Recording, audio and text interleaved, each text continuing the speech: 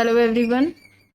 आज की इस क्लास में समाजशास्त्र के महत्वपूर्ण प्रश्नों को देखने वाले हैं। प्रश्नों की संख्या 30 रहने वाली है। क्लास स्टार्ट हो इससे पहले आप सभी इस वीडियो को ज़्यादा से ज़्यादा लोगों के साथ शेयर ज़रूर कर दीजिए। अगर आप नेट, जेआरएफ, पीजीडी, जीआईसी या फिर असिस्टेंट प्रोफेसर एग्जाम की तैयारी कर रहे हैं सोशियोलॉजी से, तो इस चैनल के साथ जुड़कर आप यहाँ से अपने स्टडी को कंप्लीट कर सकते हैं। प्लेलिस्ट में उन सभी वीडियोस के फोल्डर्स मिल जाएंगे, आप वहाँ से उन वीडियोस को देख सकते हैं। तो चलिए स्टार्ट करते हैं। पहला प्रश्न है यहाँ पर, यदि कोई पुरुष एक समय में एक ही स्त्री से विवाह करता है परंतु तलाक एवं पुनर्विवाह के मामले में पर्याप्त शिथिलता बरतता है तो यह व्यवहार कहलाएगा। ऑप्शंस दिए गए हैं, एक विवाह, क्रमिक एकल विवाह, बहुभार्यता, क्रमिक बहुभार्यता। यहाँ पर सही क्या हो जाएगा? इस प्रश्न का सही उत्तर क्या होगा? यहाँ पर राइट आंसर क्या होगा? ऑप्शन बी होगा, क्रमिक एकल विवाह होगा। ठीक है, क्रमिक एकल विवाह होगा। बी ऑप्शन यहाँ पर राइट होगा। एक विवाह में यानी कि एक पुरुष का एक स्त्री से विवाह एक विवाह कहलाता है, और एक विवाह से संबंधित आपको याद आ रहा होगा वेस्टरमार्क। ठीक है, वेस्टरमार्क ने परिवार की उत्पत्ति का एक विवाही सिद्धांत दिया था। परिवार की उत्पत्ति का एक विवाही सिद्धांत दिया था वेस्टरमार्क ने। किस पुस्तक में दिया था? इनकी बुक इंपॉर्टेंट है, अक्सर एग्जाम्स में पूछ ली जाती है। The history of human marriage, ये इनकी पुस्तक है, जिस पुस्तक में इन्होंने परिवार की उत्पत्ति का एक विवाही सिद्धांत दिया था। किसने दिया था? वेस्टरमार्क ने दिया था। यहाँ पर ऑप्शन बी सही होगा। नेक्स्ट है, किसने कहा है कि समुदाय सामान्य जीवन का एक क्षेत्र है? ऑप्शंस है MacIver and Page, Borden, Kingsley Davis, Robert Redfield. समुदाय सामान्य जीवन का एक क्षेत्र है, यह किसका कहना है? ऑप्शन यहाँ पर कौन सा राइट आंसर होगा? समुदाय सामान्य जीवन का क्षेत्र है, यह किसका कहना है? मैकएवर एंड पेज का कहना है। ऑप्शन ए यहाँ पर सही हो जाएगा। मैकएवर एंड पेज की बुक का नाम क्या है? सोसाइटी इनकी पुस्तक है, ये याद रखिएगा, एग्जाम्स में अक्सर पूछी जाती है।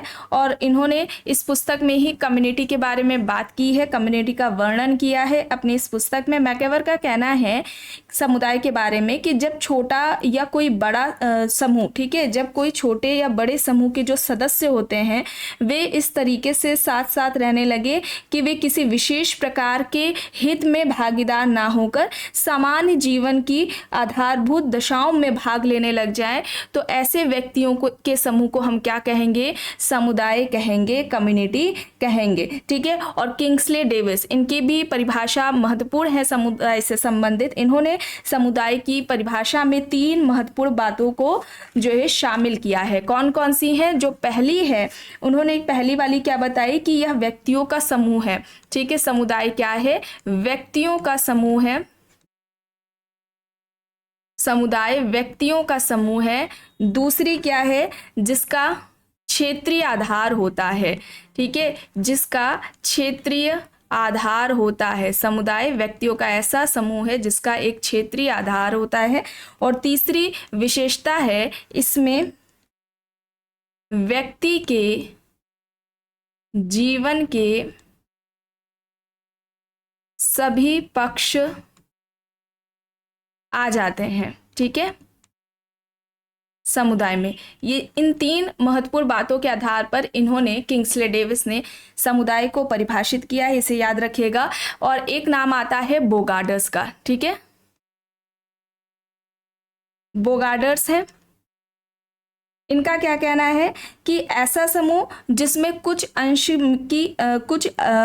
तक हम की भावना होती है और जो एक निश्चित क्षेत्र में रहता है व्यक्तियों के, ऐसे समूह को हम कहेंगे कम्युनिटी। तो पहला हो जाएगा हम की भावना,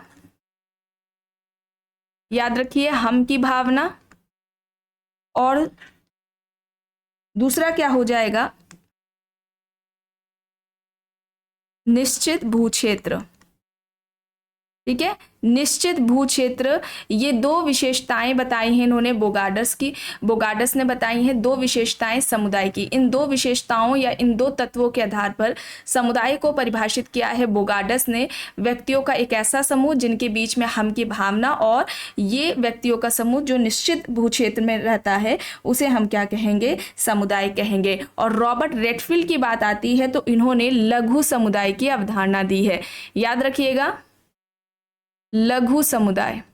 ठीक है, लघु समुदाय की जो अवधारणा है वो किसकी है, रॉबर्ट रेडफील्ड की है, और इन्होंने भारतीय गांव को लघु समुदाय का उदाहरण माना था। मैकएवर एंड पेज ने समुदाय को सामान्य जीवन का क्षेत्र कहा।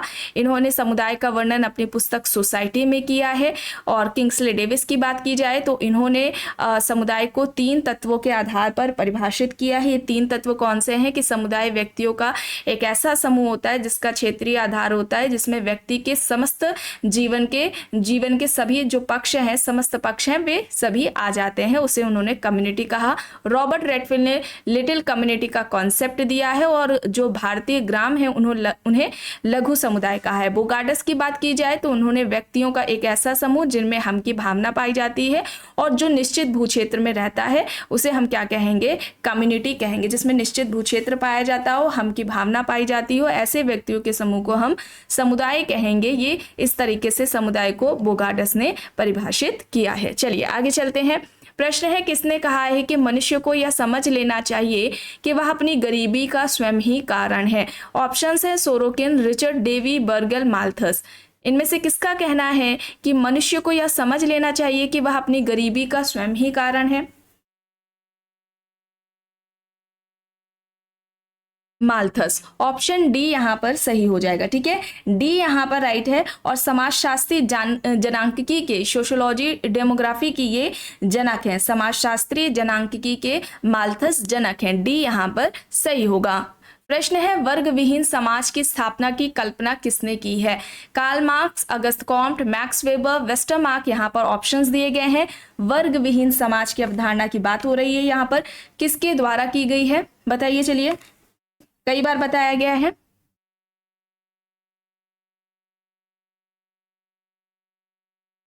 कार्ल मार्क्स के द्वारा। ऑप्शन ए यहां पर सही हो जाएगा। कार्ल मार्क्स क्या कहते हैं, 2 तरह के वर्गों की बात करते हैं पूंजीवादी समाज में। एक तो पूंजीपति और दूसरा श्रमिक वर्ग। पूंजीपति जिसके पास पूंजी का संकलन है, उत्पादन के सभी साधन, उत्पादन की शक्तियां, इन सभी पर नियंत्रण पूंजीपति का है। और श्रमिक वर्ग के पास इन सभी का अभाव है, उसके पास सिर्फ श्रम है। ठीक है, श्रमिक जो शक्ति है वो केवल श्रमिक के पास है, श्रम है उसका। और पूंजीपति इसका फायदा उठाता है, उन मजदूरों से, श्रमिकों से 9-9, 10-10 घंटे काम लेता है। उनका जो वेतन बनता है उसको उतना ना देकर के कम देता है, उसका शोषण करता है। और जो सरप्लस वैल्यू है, अतिरिक्त मूल्य का जो उन्होंने कॉन्सेप्ट दिया था, जो अतिरिक्त मूल्य होता है, सरप्लस वैल्यू होती है, उसका भी पूरा वो जो उपभोग होता है वो पूंजीपति ही करता है। उससे भी उसको, श्रमिक वर्ग को वंचित रखता है। तो कार्ल मार्क्स का कहना है, धीरे धीरे जब ये जो श्रमिक वर्ग है, इसमें ये जो अभी तक स्वयं में वर्ग बना है, ठीक है, स्वयं में वर्ग है, जब धीरे धीरे इनमें चेतना आती है कि जो पूंजीपति है वो उसका शोषण कर रहा है और उसके विरुद्ध उसको विद्रोह करना चाहिए, आवाज उठानी चाहिए, तो ये श्रमिकों का जो स्वयं में वर्ग है, स्वयं के लिए वर्ग का निर्माण करता है और ये पूंजीपति के विरुद्ध आवाज उठाता है, विद्रोह करता है। कार्ल मार्क्स कहते हैं कि जब वो वर्ग संघर्ष, जो वर्ग संघर्ष है, यहीं पर ये क्लास कॉन्फ्लिक्ट की बात करते हैं, जब वो विरोध करेगा, विद्रोह करेगा, क्रांति आएगी, तो इस तरीके से जो पूंजीवादी समाज है उसका अंत हो जाएगा और एक नए समाज का उद्भव होगा। और इस समाज में कोई भी वर्ग व्यवस्था नहीं पाई जाएगी। अब वर्ग व्यवस्था नहीं होगी तो किसी भी तरीके के समाज में असमानता नहीं देखने को मिलेगी, कोई किसी का शोषण नहीं कर पाएगा। और ऐसे समाज को इन्होंने समाजवाद का नाम दिया था। तो वर्ग विहीन समाज की बात किसने की है? कार्ल मार्क्स ने की है। कार्ल मार्क्स की कुछ इंपॉर्टेंट बुक्स देख लेते हैं, जैसे कि पहली है द होली फैमिली। ठीक है, कौन सी हो जाएगी? द होली फैमिली हो जाएगी। और दूसरी हो जाएगी the German ideology, the German ideology हो जाएगी। थर्ड हो जाएगी द पॉवर्टी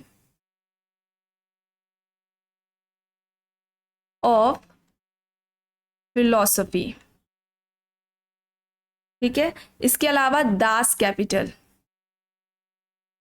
दास कैपिटल को समाजवादियों की बाइबल माना जाता है। ठीक है, याद रखिएगा, पूछा जा सकता है समाजवादियों की बाइबल किसे माना जाता है, दास कैपिटल को माना जाता है। ये पुस्तक कार्ल मार्क्स की है। चलिए आगे चलते हैं। प्रश्न है, समुदाय सबसे छोटा व क्षेत्रीय समूह है जिसमें सामाजिक जीवन के समस्त पहलू आ जाते हैं। समुदाय की यह परिभाषा दी है MacIver and Page, Kingsley Davis, Herbert Spencer या फिर इनमें से कोई नहीं। यहाँ पर सही क्या हो जाएगा? इस तरीके से समुदाय को किसने परिभाषित किया है? अभी आपको बताया गया किंग्सले डेविस, इन्होंने 3 तत्वों के आधार पर परिभाषित किया था। व्यक्तियों का समूह जिसका क्षेत्रीय आधार होता है, उन व्यक्तियों के समूह के सभी सामाजिक जीवन के समस्त पहलू पक्ष आ जाते हैं, इस तरीके से बताया था। तो यहाँ पर बी हो जाएगा सही, और ये इंपॉर्टेंट है, अक्सर एग्जाम्स में पूछी जाती है। अब बात की जाए कम्युनिटी की, समुदाय की विशेषताओं की, जो कि कुछ महत्वपूर्ण विशेषताएं हैं जिन्हें आपको बताया जा रहा है। जैसे कि एक निश्चित क्षेत्र होता है, ठीक है, निश्चित क्षेत्र होता है। दूसरी क्या हो जाएगी? सामुदायिक भावना, सामुदायिक भावना हो जाएगी। ठीक है, तीसरी हो जाएगी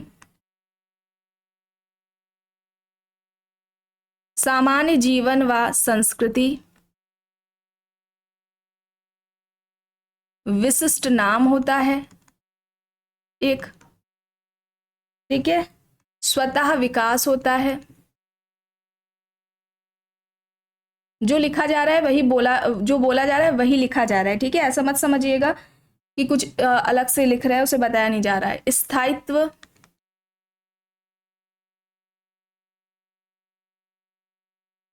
व्यक्तियों का समूह,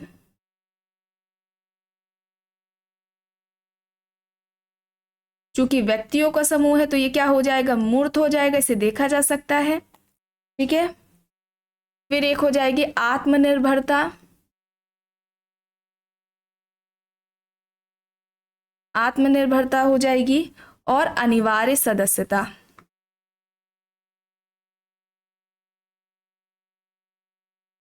ठीक है, अनिवार्य सदस्यता।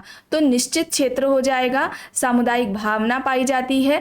ठीक है, सामान्य जीवन व संस्कृति होती है, विशिष्ट नाम होता है, स्वतः विकास होता है, स्थायित्व पाया जाता है, स्थायी होता है, ये व्यक्तियों का समूह है, व्यक्तियों का समूह है तो ये मूर्त होगा, और आत्मनिर्भरता पाई जाती है, और अनिवार्य सदस्यता होती है। ये कुछ इंपॉर्टेंट महत्वपूर्ण विशेषताएं हैं, या कह लिए जाए लक्षण हैं समुदाय से संबंधित। चलिए आगे चलते हैं। प्रश्न है, पुस्तक से संबंधित है national character and the factors in its formation. ये किसकी हो जाएगी? ऑप्शंस देख लेते हैं। बारकर दिए गए हैं, एस.सी. दुबे, सदरलैंड, रेमंडफोर्थ दिए गए हैं। यहाँ पर सही क्या हो जाएगा? यहाँ पर बारकर हो जाएगा, ऑप्शन ए यहाँ पर सही हो जाएगा। ठीक है, ए यहाँ पर राइट है। नेक्स्ट है, इंडियन सोसाइटी नामक पुस्तक किसकी है? इंडियन सोसाइटी नामक पुस्तक किसकी है? ऑप्शंस है एस.सी. दुबे, नर्मदेश्वर प्रसाद, M.N. कर्ण, योगेंद्र सिंह। इंडियन सोसाइटी किसकी हो जाएगी? राइट आंसर क्या होगा? इंडियन सोसाइटी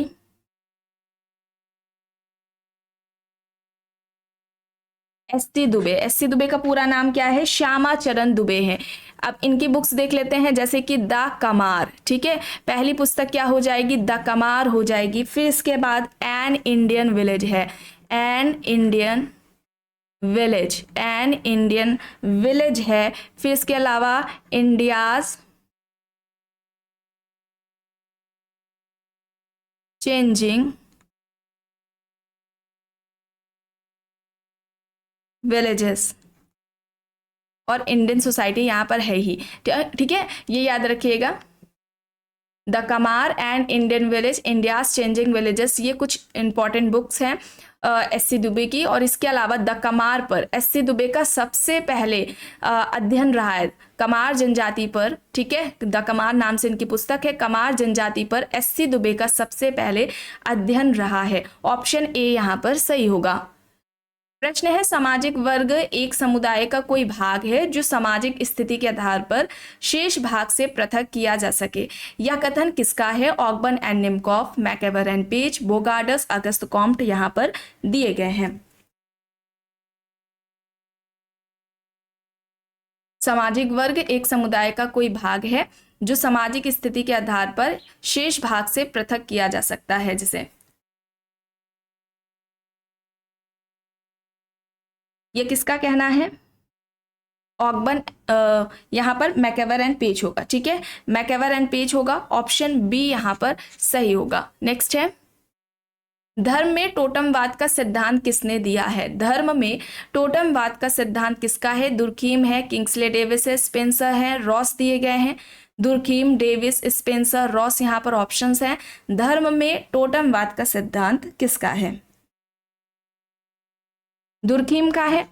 ठीक है, ऑप्शन ए यहाँ पर राइट होगा। और दुर्खीम से पहले धर्म की उत्पत्ति के जो सिद्धांत दिए गए थे, जैसे कि टाइलर द्वारा आत्मावाद का सिद्धांत, मैक्स मूलर ने धर्म की उत्पत्ति का जो प्रकृति का जो सिद्धांत दिया था। ठीक है, तो ये जो सिद्धांत थे इन सभी का खंडन किया गया था दुर्खीम के द्वारा, और धर्म की उत्पत्ति का सामाजिक सिद्धांत दिया गया था। ठीक है, धर्म का धार्मिक, जो धर्म की उत्पत्ति का धार्मिक सामाजिक सिद्धांत है, ठीक है, धर्म की उत्पत्ति का जो सामाजिक सिद्धांत है वो दुर्खीम द्वारा दिया गया है। और प्रारंभिक जो अवस्था बताई गई है, धर्म की जो प्रारंभिक अवस्था बताई है दुर्खीम ने, वो क्या हो जाएगी? टोटेमवाद हो जाएगी। याद रखिएगा, टोटेमवाद को धर्म की प्रारंभिक अवस्था किसने बताया है? दुर्खीम ने बताया है। ठीक है, और इन्होंने ऑस्ट्रेलिया की अरुंटा जनजाति पर अध्ययन किया है। अरुंटा ये जनजाति है जिस पर दुर्खीम द्वारा अध्ययन किया गया है। और इनकी अगर कुछ अवधारणाओं के बारे में बात कर ली जाए तो सामूहिक प्रतिनिधान, ठीक है, सामूहिक प्रतिनिधान की अवधारणा है। इसके अलावा आत्महत्या का सिद्धांत, आत्महत्या का सिद्धांत दिया है इन्होंने। सामाजिक श्रम विभाजन का सिद्धांत है इनका। ठीक है, सामाजिक तथ्य का जो है कॉन्सेप्ट वो इन्होंने दिया है, सोशल फैक्ट। साविवी और यांत्रिक एकता की इन्होंने बात की है।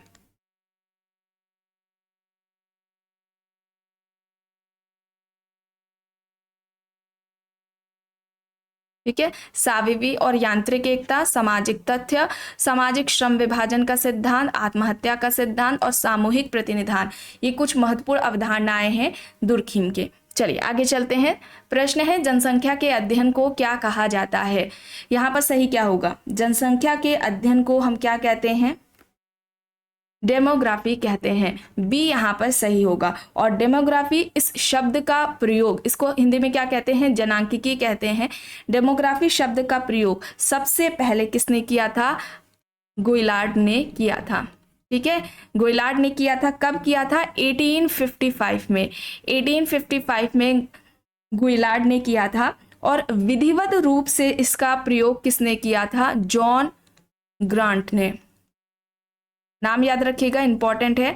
जॉन ग्रांट ने विधिवत रूप से इसका प्रयोग किया था 1862 में, 1862 में। और डेमोग्राफी के जो जनक हैं वो कौन है? माल्थस हैं। इंपॉर्टेंट फैक्ट्स हैं, कंफ्यूज मत होइएगा। सबसे पहले यूज इसका आइशले गोइलार्ड ने किया 1855 में। जॉन ग्रांट ने विधिवत रूप से इस शब्द का प्रयोग किया 1862 में। इसके जनक माल्थस हैं। ठीक है, माल्थस इसके जनक हैं। चलिए आगे चलते हैं। प्रश्न है, जनांकिकी का जनक किसे माना जाता है? तो अभी आपको बताया गया माल्थस को। ऑप्शन ए यहाँ पर सही होगा। प्रश्न है, पुस्तक से संबंधित the class structure in France किसकी है? Levy-straws, Auguste Comte, Karl Marx, Spencer, यहाँ पर ऑप्शंस दिए गए हैं। The class structure in France किसकी हो जाएगी? Levy-straws, Auguste Comte, Karl Marx, Spencer, यहाँ पर ऑप्शंस हैं। The class structure in France सही यहाँ पर क्या होगा? कार्ल मार्क्स हो जाएगा। और कार्ल मार्क्स ने अपने इस पुस्तक में जो 4 वर्ग हैं वो दिए हैं। 4 वर्ग कौन कौन से हैं? एक तो हो जाएगा बुर्जुआ वर्ग, ठीक है, एक बुर्जुआ वर्ग हो जाएगा। दूसरा कृषक वर्ग हो जाएगा। ठीक है। तीसरा सर्वहारा वर्ग और चौथा लंपट सर्वहारा वर्ग। The class structure in France में कार्ल मार्क्स ने 4 वर्गों की बात की है, बुर्जुआ वर्ग, कृषक वर्ग, सर्वहारा वर्ग और लंपट सर्वहारा वर्ग। यहां पर ऑप्शन सी राइट होगा।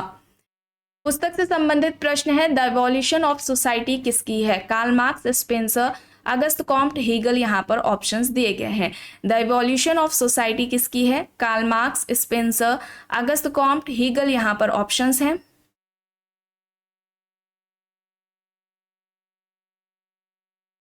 यहां पर सही क्या होगा?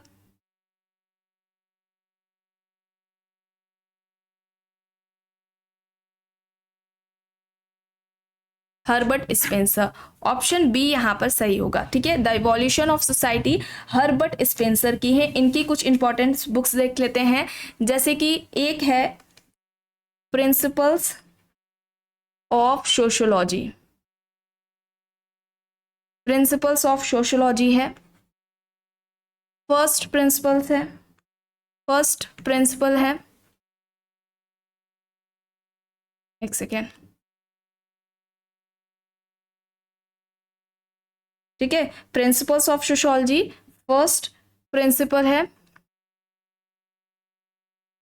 सोशल स्टैटिक्स है, सोशल स्टैटिक्स हो जाएगा। इसके अलावा the study of sociology, the study of sociology ये हो जाएगी। Principles of sociology, first principle, social statics और द स्टडी ऑफ सोशियोलॉजी, ये स्पेंसर की बुक्स हैं। प्रिंसिपल्स ऑफ सोशियोलॉजी, इस पुस्तक को समाजशास्त्र की पहली पाठ्य पुस्तक माना जाता है। इस बात को भी आपको ध्यान में रखना है। नेक्स्ट है, ऐसे पूंजीपति जो स्वतंत्र उद्यमी हैं उन्हें कहा जाता है? बुर्जवाकरण, पूंजीपति, पतित बुर्जवा, बुर्जवा। यहां पर सही क्या होगा? ऐसे पूंजीपति जो स्वतंत्र उद्यमी हैं उन्हें क्या कहा जाएगा?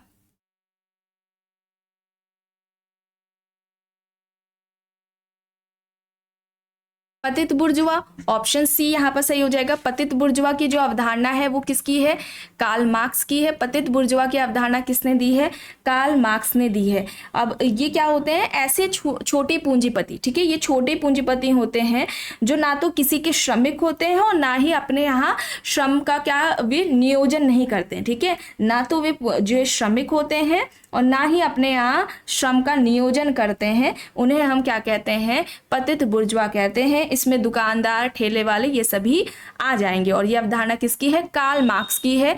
बुर्जुआकरण की अवधारणा किसने दी है? आपको बताया गया है कई बार, गोल्डथोर्प ने। ठीक है, गोल्डथोर्प ने यह अवधारणा दी है बुर्जुआकरण की। चलिए आगे चलते हैं। प्रश्न है, धर्म और कुछ ना होकर शोषण का माध्यम है, ये किसका कहना है? Durkheim, Auguste Comte, Karl Marx, मेलानोव्स्की। यहाँ पर ऑप्शंस दिए गए हैं। धर्म और कुछ ना होकर शोषण का माध्यम है, ये किसका कहना है?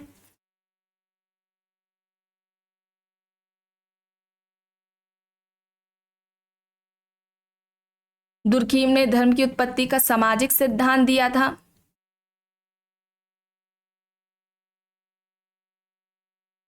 Karl Marx. ऑप्शन सी यहाँ पर राइट हो जाएगा। इन्होंने धर्म को जनता की अफीम बताया था। आपने ये इस तरीके से प्रश्न कई बार एग्जाम्स में देखा होगा, पूछा जाता है। ठीक है, धर्म जनता की अफीम है, किसका कहना है? कार्ल मार्क्स का कहना है। ये धर्म को भ्रम भी कहते हैं जो कि पूंजीवादी समाज के लिए आवश्यक है। और कार्ल मार्क्स ने धर्म का जो धर्म की जो उत्पत्ति है उसे क्या बताया था? कि जो प्राकृतिक घटनाएं घटती हैं, ठीक है, प्राकृतिक घटनाओं के कारण ही जो चिंता व्यक्तियों के मन में होने लगती है या जो भय उत्पन्न होने लगता है, चिंता और भय के कारण ही धर्म की उत्पत्ति हुई है, ये कार्ल मार्क्स का कहना था। प्राकृतिक घटनाओं के कारण उत्पन्न चिंता एवं भय को इन्होंने धर्म की उत्पत्ति का कारण माना है। ठीक है, तो यहाँ पर सी होगा सही।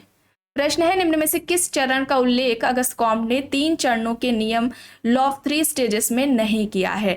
दार्शनिक चरण, धर्मशास्त्रीय चरण, तत्वशास्त्रीय चरण, प्रत्यक्षवादी चरण। यहाँ पर ऑप्शंस दिए गए हैं। यहाँ पर सही क्या हो जाएगा?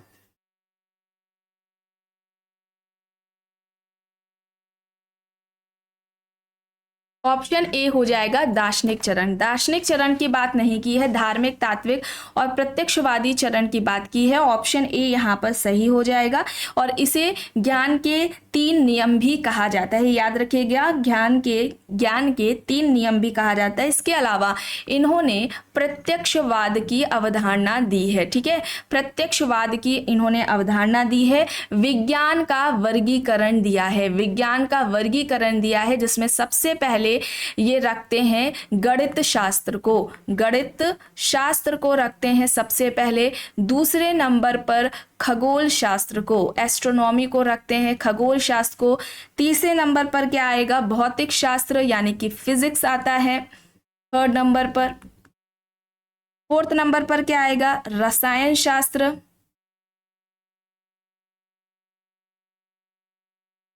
रसायन शास्त्र केमिस्ट्री आ जाएगा। 5th नंबर पर जीव विज्ञान, बायोलॉजी आ जाएगा। 6th नंबर पर समाज शास्त्र, सोशियोलॉजी की ये बात करते हैं।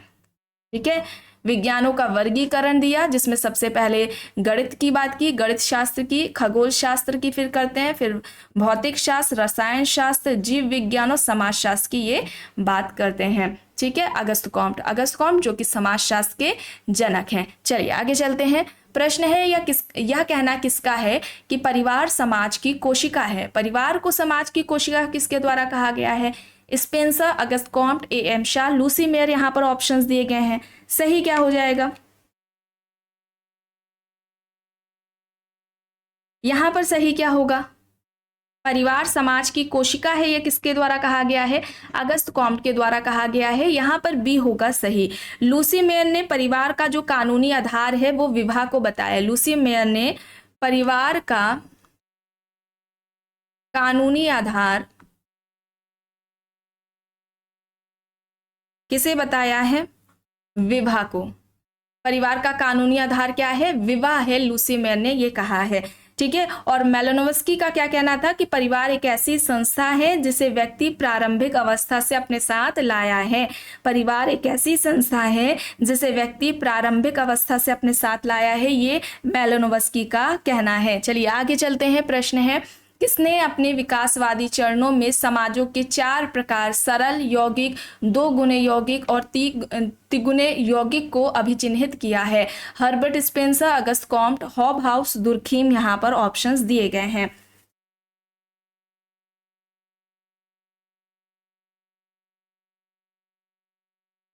यहाँ पर सही होगा हर्बर्ट स्पेंसर, ऑप्शन ए यहाँ पर राइट होगा। स्पेंसर ने समाज का उद्विकासी क्रम में विकास इस तरीके से हुआ है, सरल, यौगिक, 2 गुणे यौगिक और 3 गुणे यौगिक में बताया है। इसके अलावा समाज के 2 प्रकार, ठीक है, समाज के 2 प्रकार, सैनिक या शिकारी समाज, पहला सैनिक या शिकारी समाज हो जाएगा और दूसरा क्या हो जाएगा, औद्योगिक समाज हो जाएगा। ठीक है, औद्योगिक समाज हो जाएगी। ये समाज के 2 प्रकार हर्बर्ट स्पेंसर द्वारा बताए गए हैं। नेक्स्ट है, यह तर्क किसका है कि समाज तथा व्यक्ति अलग अलग नहीं है अपितु दोनों एक ही हैं। Karl Marx, Max Weber, Durkheim, Parsons. यहाँ पर ऑप्शंस दिए गए हैं, सही क्या हो जाएगा, समाज और व्यक्ति अलग अलग नहीं है बल्कि दोनों एक ही है, ये किसका कहना है, पार्सन्स का। ऑप्शन डी यहाँ पर सही होगा। अब पार्सन्स की कुछ इंपॉर्टेंट बुक्स देख लेते हैं। The structure of social action, पहली क्या हो जाएगी, the structure of social action, the structure of social action हो जाएगी ये फर्स्ट। सेकेंड हो जाएगी the social system, the social system हो जाएगी ये सेकेंड। थर्ड हो जाएगी sociological theory and modern society. ठीक है, और फिर इसके अलावा the system of modern society. ये कुछ इंपॉर्टेंट बुक्स हैं। The structure of social action, the social system, sociological theory and modern society, the system of modern society. ये कुछ पुस्तकें हैं पार्सन्स की, इन्हें आपको ध्यान में रखना है। चलिए आगे चलते हैं। प्रश्न है एसेस ऑन सोशियोलॉजिकल थियोरी किसकी है? Durkheim, Parsons, max weber, Anthony Giddens. यहाँ पर ऑप्शंस दिए गए हैं। एसेस ऑन सोशियोलॉजिकल थियोरी पूछा जा रहा है, ये पुस्तक किसकी है? यहाँ पर सही क्या हो जाएगा? इस प्रश्न का सही उत्तर क्या होगा?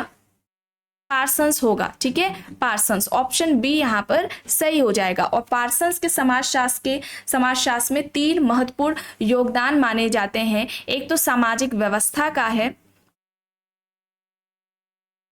सोशल सिस्टम पर इनका रहा है। दूसरा सामाजिक क्रिया,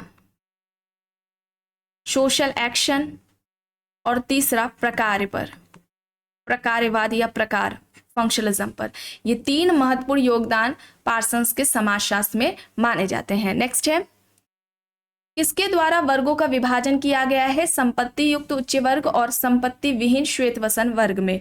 विकल्प है यहाँ पर Karl Marx, Max Weber, Parsons, Durkheim. बताइए इनमें से किसके द्वारा वर्गों का विभाजन 2 तरीके से, संपत्ति युक्त उच्च वर्ग और संपत्ति विहीन श्वेतवसन वर्ग में किया गया है?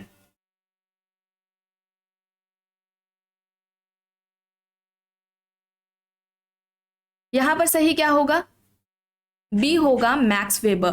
मैक्स वेबर ने वर्ग को किस तरीके से परिभाषित किया था? उनका कहना था कि वर्ग ऐसे व्यक्तियों का समूह है जिनके एक समान जीवन अवसर होते हैं, जिन्हें एक समान जीवन अवसर मिलते हैं, और उनकी वर्ग की जो स्थिति होती है वो बाजार की स्थिति होती है।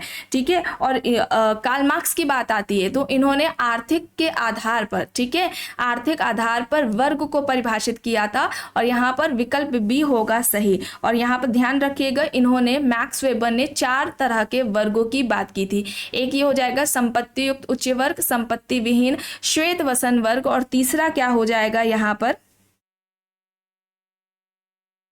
पतित बुर्जुआ वर्ग, पतित बुर्जुआ वर्ग हो जाएगा।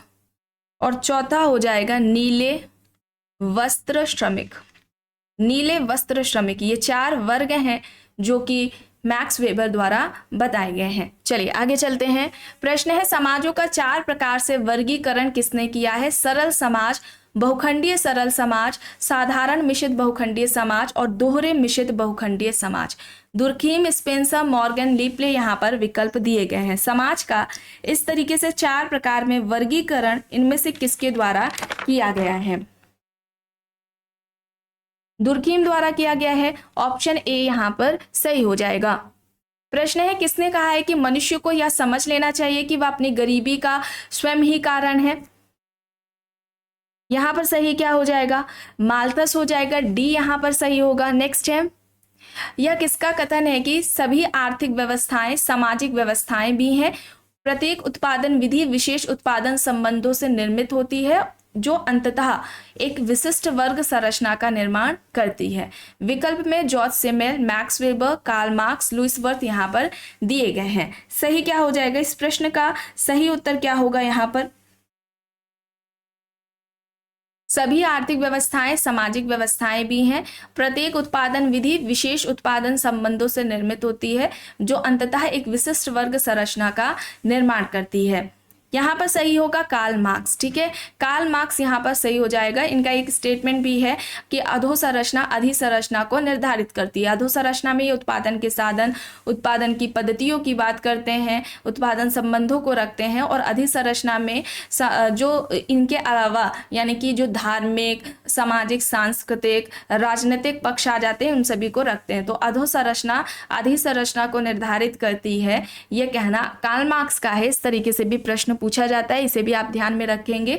और यहाँ पर देखिए प्रश्न पूछा जा रहा है कि ग्रामीण भारत में वस्तु विनिमय किस नाम से जानी जाती है? सती प्रथा, जजमानी प्रथा, जौहर प्रथा, उपर्युक्त सभी। ग्रामीण भारत में वस्तु विनिमय किस नाम से जाना जाता है? उसे क्या कहा जाएगा? यहाँ पर सही क्या होगा? इस प्रश्न का सही उत्तर हो जाएगा जजमानी प्रथा। ऑप्शन बी यहाँ पर राइट आंसर हो जाएगा। जजमानीय प्रथा की बात की जाए, जजमानी सिस्टम की, तो यह जाति व्यवस्था के अंतर्गत एक सामाजिक आर्थिक व्यवस्था है। ठीक है, यह जाति व्यवस्था के अंतर्गत सामाजिक आर्थिक व्यवस्था है, इसमें कई जातियों के बीच में समझौता होता है। ठीक है, जजमानी व्यवस्था क्या है, एक संविदा, इसमें संविदा का संबंध पाया जाता है, एक समझौता पाया जाता है कई जातियों के बीच में, जिसके माध्यम से लोग अपनी वस्तुओं एवं सेवाओं का आदान प्रदान करते हैं। इसे आप ध्यान में रखिएगा। ठीक है, जाति व्यवस्था के अंतर्गत जजमानी व्यवस्था एक सामाजिक आर्थिक व्यवस्था है, इसमें कई जातियों यानी कि जजमानी व्यवस्था में कई जातियों के बीच में समझौता होता है, जिसके जरिए जिसके माध्यम से लोग अपनी वस्तुओं व सेवाओं का आदान प्रदान करते हैं। ठीक है, वस्तुएं एवं सेवाएं लेती हैं जो लेने वाले, ठीक है, उन्हें क्या कहेंगे, हम जजमान कहेंगे। और वस्तुएं एवं सेवाएं देने वाले, ठीक है, जो देने वाले होते हैं उन्हें हम क्या कहते हैं, कमीन कहते हैं। इसे भी ध्यान में रखिएगा, इस तरीके से भी पूछ लिया जाता है। नेक्स्ट है, निम्न में से किस अधिनियम के द्वारा वैवाहिक संबंधों की स्थापना में धर्म तथा जाति के मुद्दों को वैधानिक तौर पर समाप्त किया गया है?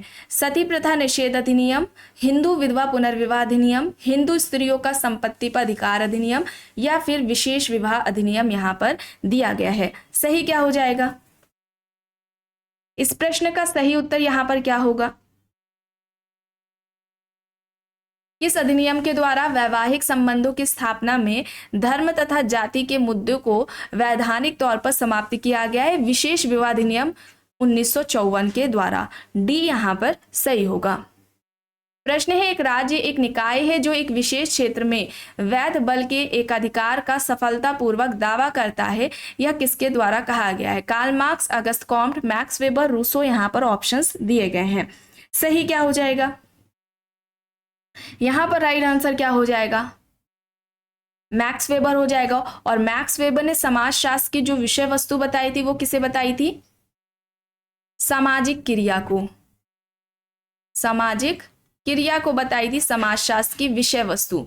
इसे भी ध्यान में रखिएगा। और 4 तरह की क्रियाओं की बात करते, सामाजिक क्रिया के अध्ययन के लिए 2 पद्धतियों की बात करते हैं। ठीक है, एक तो आइडियल टाइप है और दूसरा व्याख्यात्मक बोध या व्याख्यात्मक समझ है। व्याख्यात्मक बोध या समझ कह लें आप, और आइडियल टाइप आदर्श प्रारूप। ठीक है, चलिए आगे चलते हैं। प्रश्न है, किसने कहा है कि नगरीयता एक जीवन पद्धति है? रॉस, बर्गेल, लुइसवर्थ, बोटोमोर। यहाँ पर ऑप्शंस हैं। रॉस, बर्गेल, लुइसवर्थ, बोटोमोर। यहाँ पर ऑप्शंस दिए गए हैं। नगरीयता एक जीवन पद्धति है, यह किसका कहना है?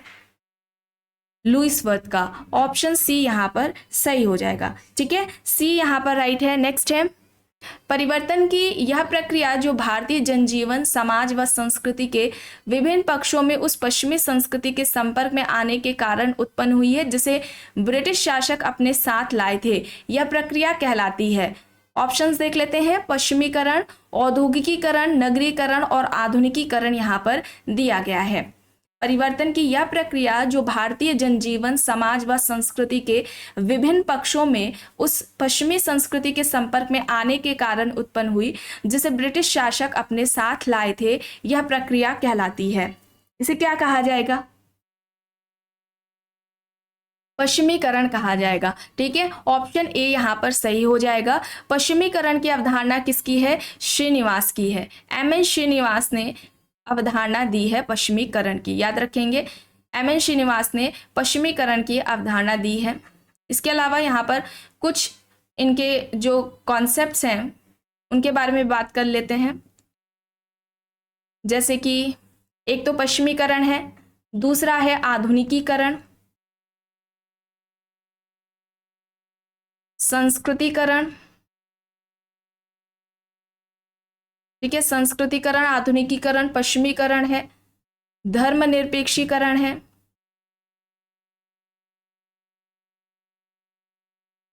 प्रभुत्व जाति का कॉन्सेप्ट है, डोमिनेंट कास्ट का, एकता एवं फैलाव की अवधारणा भी दी हुई है एम.एन. श्रीनिवास ने। ठीक है, पश्चिमीकरण की अवधारणा, आधुनिकीकरण की अवधारणा, संस्कृतिकरण, धर्मनिरपेक्षीकरण, प्रभुत्व, जाति और एकता एवं फैलाव की अवधारणा एम.एन. श्रीनिवास द्वारा दी गई हैं। इन सभी अवधारणाओं को आप ध्यान में रखेंगे, एग्जाम्स में अक्सर पूछ ली जाती हैं। प्रश्न है, आधुनिक भारत में प्रौद्योगिक उन्नति के साथ साथ नगरों का विभाजन होता जा रहा है, ऐसा किसने कहा है? एम.एन. श्रीनिवास, श्यामाचरण दुबे, योगेंद्र सिंह या फिर इनमें से कोई नहीं। सही क्या होगा यहाँ पर? आधुनिक भारत में प्रौद्योगिक उन्नति के साथ साथ नगरों का विभाजन होता जा रहा है, ऐसा किसके द्वारा कहा गया है?